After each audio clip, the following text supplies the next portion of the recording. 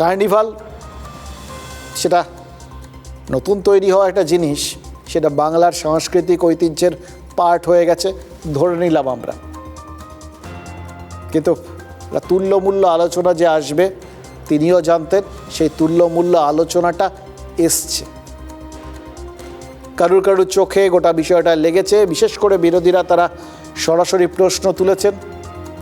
আর মুখ্যমন্ত্রীর যুক্তি নিশ্চিতভাবেই এটা যে এগুলো যাই হবে তিনি যা করার সেটাই করবেন, সেই জিনিসটা করবেন যেটা করলে বাকিদের এই কথাগুলো ভেসে যাবে।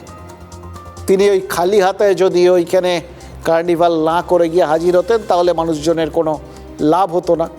এগুলো সবই যুক্তি, এ পক্ষের যুক্তি ও পক্ষের যুক্তি। কিন্তু সরকার যে কনফিডেন্ট ছিল, আত্মবিশ্বাসী ছিল, বা এতদিনের অভিজ্ঞতায় বুঝে গেছে যে এই ক্ষতিপূরণটাই হচ্ছে আসল, এটা যে মুহূর্তে মানুষ পেয়ে যাবে সেই মুহূর্তে মানুষ সব কিছু ভুলে যাবে। তাই জন্যেই এই ক্ষতিপূরণগুলো কিন্তু কালকে ঘোষণা করা যেত, না করে আজকে ঘোষণা করা হলো, ঠিক উত্তরবঙ্গ পৌঁছানোর আগে। সরকার পৌঁছানোর আগেই সরকারের ক্ষতিপূরণ পৌঁছে গেল। মৃতদের পরিবার পিছু 5 লাখ, আর পরিবারের একজনকে হোমগার্ডের চাকরি।